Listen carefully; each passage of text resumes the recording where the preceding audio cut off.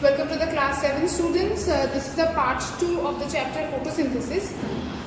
In my previous video, I have discussed what is photosynthesis and the equation of photosynthesis, what are the end products of photosynthesis, and about stomata and guard cells. I hope you have understood those portions.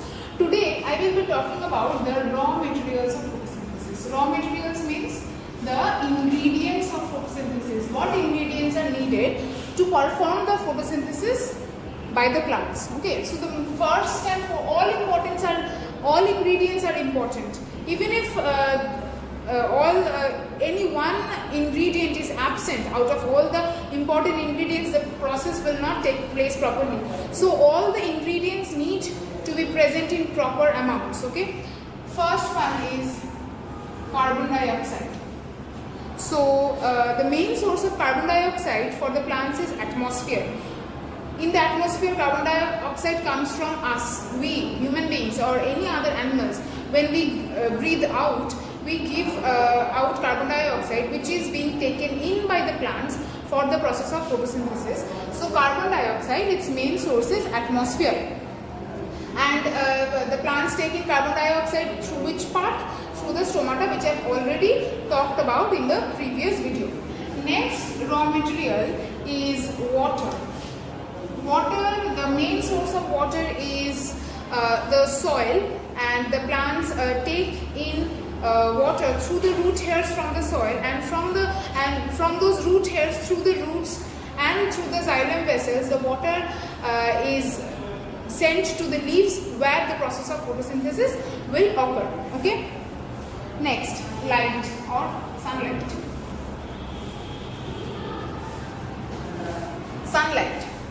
Obviously, sunlight is extremely important. Without sunlight, if it is a very cloudy day, if it is raining, if the intensity of the sunlight is not very high, so the process of photosynthesis will be impaired. It will not take place properly. Okay, light is very important for photosynthesis. The sun is the principal source of light energy.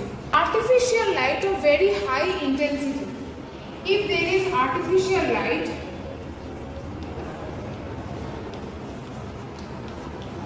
but of very high intensity, that can help in photosynthesis, but not just any light, not just any tube light or any bulb will cause photosynthesis. Artificial light, which is a very high intensity, can help in photosynthesis. Now the last one is chlorophyll. Now what is chlorophyll? Chlorophyll is the green colored pigment found within the plastid known as chloroplast. You have learnt about chloroplast in class 6. Chloroplast is a type of plastid which contains the green colored pigment chlorophyll, and whose main function is to perform photosynthesis. Okay, so chlorophyll is very necessary for photosynthesis. It is present in the green colored plastid chloroplast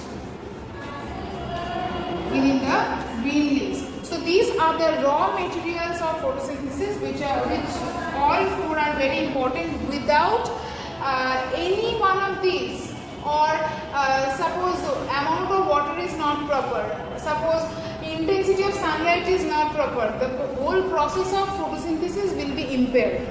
Okay, so I hope you have understood what the raw materials are and what their intensity, what their importance is. Next, I will move on to the next topic. The next topic is leaf as a photosynthetic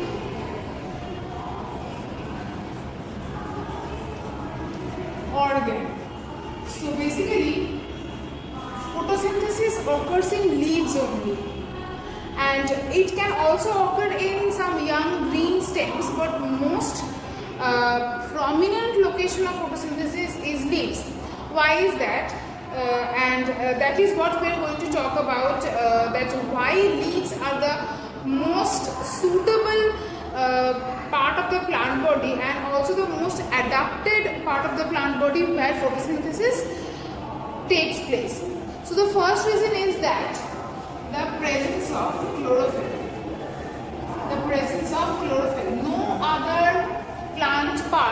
consists of chlorophyll. Chlorophyll is only found within the chloroplasts, which are present within the green leaves. Okay, chlorophyll is a green colored pigment which is found within the chloroplast of the green leaves. So, leaves contain, see the first point in your book, leaves contain chlorophyll inside chloroplast, and chlorophyll is very necessary for photosynthesis. Okay. Second point is, see, leaves contain minute pores called stomata, the presence of stomata. Why? Because through the stomata gaseous exchange will take place, and if gaseous exchange takes place, then only CO2 will be taken in through the stomata, and that will help in the process of photosynthesis, because CO2 is one of the important raw materials of photosynthesis. So, stomata is not present in any other part of the plant body except leaves. That is why, due to the presence of these minute pores called stomata, through which carbon dioxide enters the leaves and oxygen is diffused out, due to the presence of stomata, it is another important reason why leaves are the most suitable organ for photosynthesis. Third point, leaves are well arranged to receive the maximum sunlight. Maximum sunlight. So most leaves are arranged in such a way that one surface, at least one surface of the leaf receives a good amount of sunlight, because when sunlight is absorbed, that will only start or activate the process of photosynthesis. So these are the three main reasons which make leaf the most suitable organ, or the most well adapted organ of the plant body for photosynthesis. This is a very important question. For your examination, you can get questions like justify why leaves are the most suitable photosynthetic organ. So in that case, you will have to give these points in a detailed manner. Obviously, whatever is written in your book, you will have to write like that. So today I have talked about the raw materials of photosynthesis and why leaf is the most suitable photosynthetic organ. I hope you have understood these portions. In my next video, I will discuss about the structure of chloroplast, and then we will move on to the process of photosynthesis, the factors affecting photosynthesis, and then the significance of photosynthesis. From the structure of chloroplast, you will have to practice this diagram. Okay, practice this diagram. I will also draw this diagram so that you can understand it better. But for exam, you will have to practice this diagram. Okay. So in the next video, I will start from the structure of chloroplast. Thank you.